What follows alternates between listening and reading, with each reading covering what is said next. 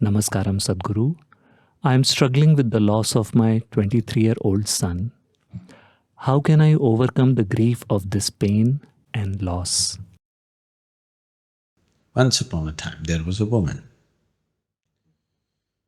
She has a family of a husband and 3 young boys. One day, her husband died. She became very grief-stricken. Naturally, when one person who is dear to you dies, the remaining few that are left for you, you tend to cling to them harder than before. So she hung on to the 3 children as her life. And the eldest boy died after a year. She became even more desperate and clung on to the 2 little boys who were left. And a year later, the second one died. Now the one and only one left, she clung on to him like dear life. And today, this boy died. She just couldn't bear it anymore. She lost her mind completely with grief, unable to bear it. She took the little boy's body in her hands and went to Gautama, the Buddha. So she said, "You and all your spirituality, all this whatever you're talking about doesn't mean anything unless you can bring this boy to life. My husband died, I somehow bore that. My first boy died, I still held myself. Second one died, I still held myself. The only one that I have, this is also gone. If you are real, you must prove now by bringing this boy to life." Gautama looked at the woman. He knew she's in such an inflamed state of emotion. Now whatever you say will not get across.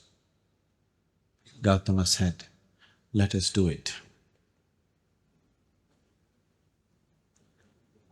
He said, "Go out into the village. From a house where there's been no death, from such a house, get me a few sesame seeds. I will put your boy back to life." The woman carrying the boy's body went from house to house, looking for a house which has not known death.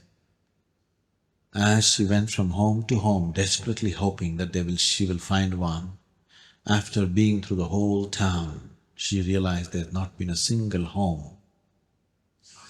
Then she came down. She did what she had to do with the body. Then she came and sat in front of Gautama and said, "Now it doesn't matter," and sat down to be there with him right through her life. What is it that happened to her? Why is it, if Gautama is genuine, having so much mastery over life, could not infuse life into this little body? It could have been done. It can be done if the body is still ready to receive something.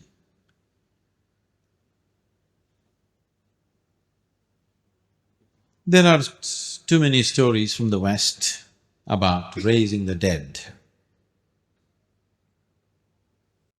Repeatedly, whenever happened anything around Jesus, when people accused him of miracles, he clearly said, "It's not me, it's you." On a certain day, Jesus was walking through a town. As he was walking through the town, he heard some ugly noises in the gutter. He just went and looked into the gutter. There he found a man rolling in filth.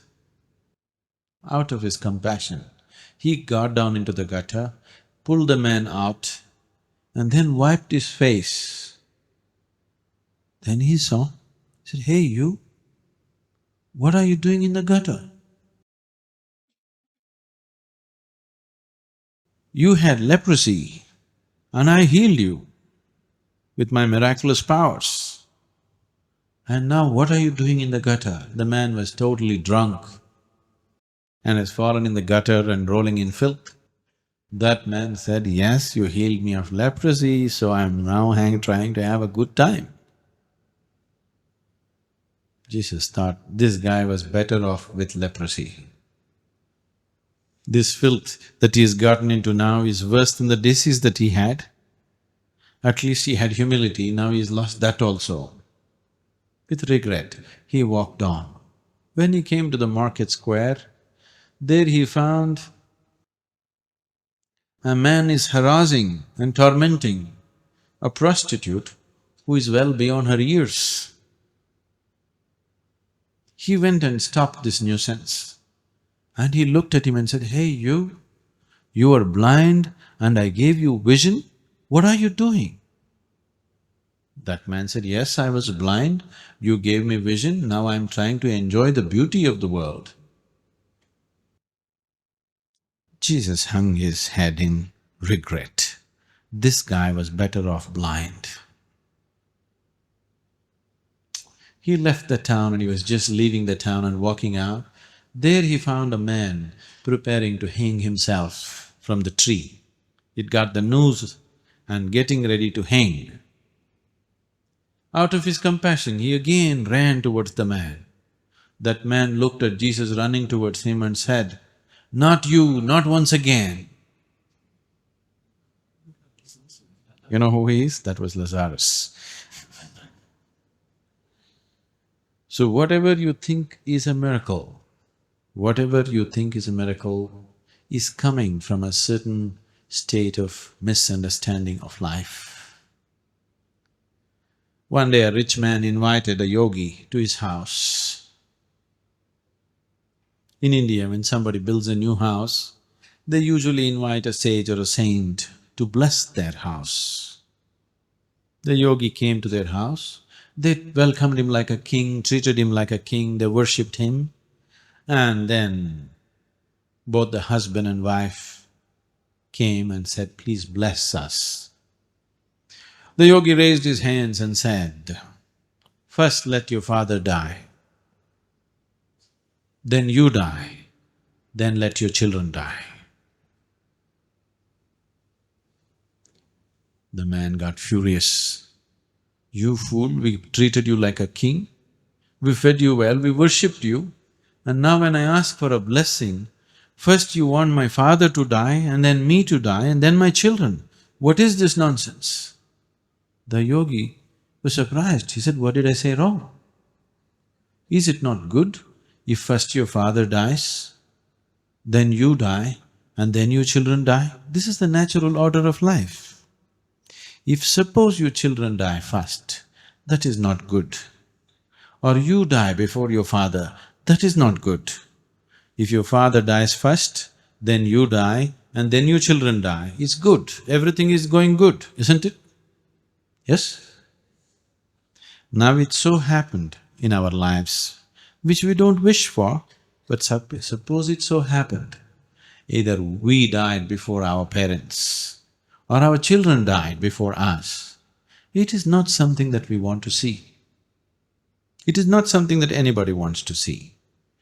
But if such a thing did happen, how do I go beyond this grief?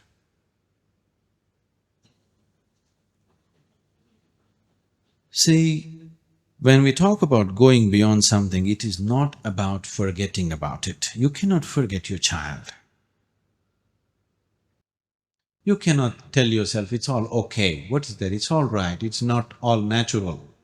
You cannot. It is true, something that's very precious to you, something that means a lot to you is gone.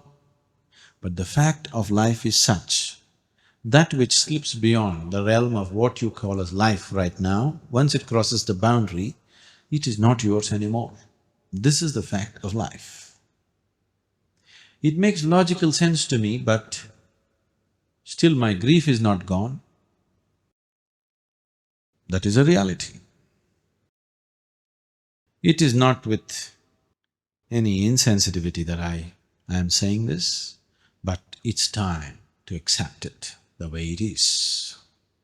It is time to look back and cherish what has been. And it is time to accept it and look at what you can do with the life that is here. Right now, your son, your daughter, your grandson, somebody who was very dear to you, passed away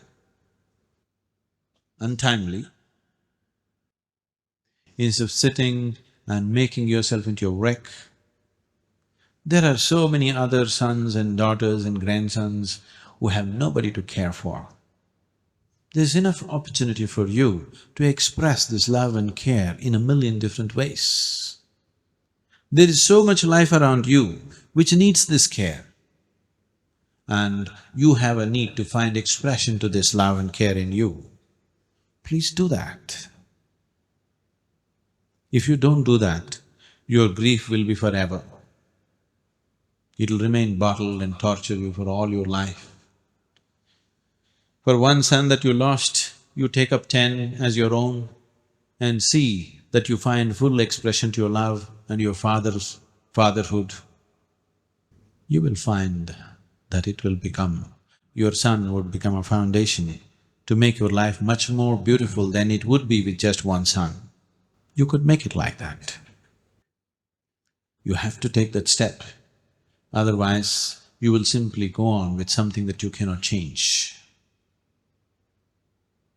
What is happening within us, it doesn't matter for what reason it is happening, still it is being created by us. If we are willing, we can change that too. And as long as you're alive, it is important that you see how to contribute to the living